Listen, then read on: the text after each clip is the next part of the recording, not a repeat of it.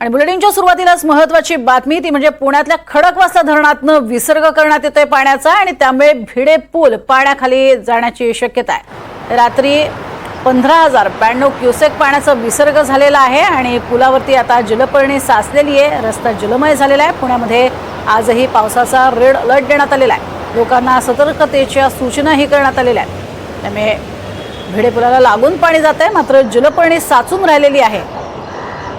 आणि या संदर्भातला आढावा घेतलाय आमची प्रतिनिधी रेवती हिंगवे यांनी।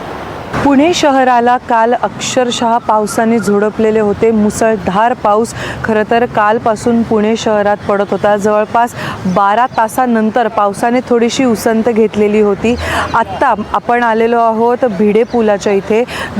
असं म्हणलं जातं आहे की काल रात्री 15,092 क्युसेक पाण्याचा विसर्ग केल्यानंतर बाबा भिडे पूल जो आहे पुण्यातील तो पाण्याखाली गेलेला होता। आपण या सगळ्या दृश्यांमध्ये बघू शकतो हे मोठा नदीपात्र आहे।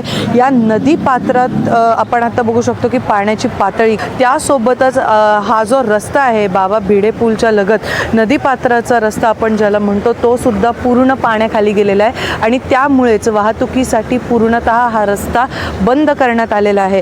काल रात्री 9:30च्या सुमारास खरं तर 15,092 क्युसेक पाण्याचा विसर्ग हा खडकवासला धरणातून करण्यात आलेला होता।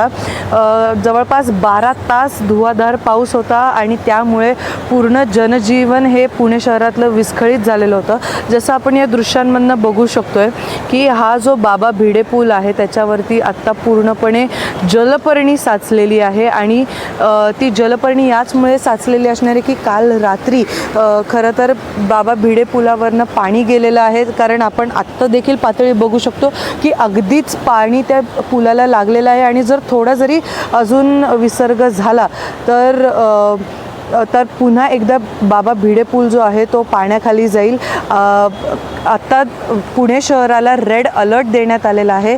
आपण इकडे देखील बघू शकतो की आत्ता फक्त हाच एक रस्ता आहे की जो पाण्याखाली नाही गेलेला आहे। पण जर असाच पाऊस कालसारखा जर पाऊस पुणे शहरात परत राहिला, कारण आज देखील रेड अलर्ट देण्यात आलेला आहे पुणे शहराला नाही तर पुणे जिल्ह्याला, तर आज देखील असा पाऊस राहिला तर पुन्हा एकदा विसर्ग करण्यात येईल। आपण जर इकडे बघितलं तर हा रस्ता पूर्णतः वाहतुकीसाठी बंद करण्यात आलेला आहे आणि इकडे जे चालू असलेलं मेट्रोचं जे काम आहे ते देखील आत्ता तुर्तास सगळं थांबवलेलं आहे।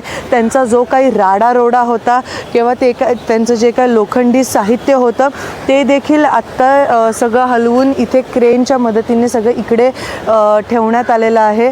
कुठलीही प्रकारची जीवितहानी होऊ नये म्हणून प्रशासनाने या सगळ्या बाबतची तसदी घेत या सगळ्या उपाययोजना राबवलेल्या आहेत। सगळं काम जे चालू आहे त्याचा सगळा राडारोडा तिकडनं हलवलेला आहे। पण सगळ्यात महत्त्वाचे 2 प्रश्न इथे उपस्थित होतात की काल देखील आपण बघितलं की अनेक इमारतींमध्ये किंवा अनेक ठिकाणी पाणी साचलेलं होतं आणि त्याचं कारण म्हणजे होतं की नालेसफाई झालेली नव्हती।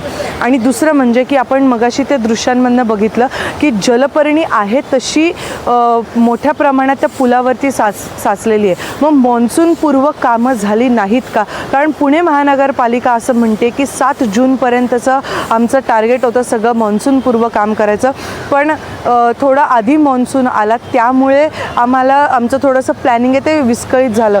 पण आता प्रश्न पुन्हा एकदा उपस्थित होतो की आज जवळपास 19 ते 20 तारीख उलटून गेलेली आहे, तरी देखील पुणे महानगरपालिकेकडनं जे मॉन्सूनपूर्व कामं आहेत त्यावरती काही बोलल्या जात नाही आणि त्या आपल्याला एव्हिडेंटली दिसते की जे नालेसफाई आहे किंवा जलपर्णी साफ करणं आहे ते झालेलं नाही। मग या सगळ्याला जबाबदार कोण? आता जर 2 आठवड्याच्या पावसांमध्ये ही परिस्थिती आहे तर पुढे जाऊन जुलै ऑगस्ट महिना आहे तेव्हा परिस्थिती काय असेल? NDTV मराठीसाठी रेवती हिंगवे, पुणे।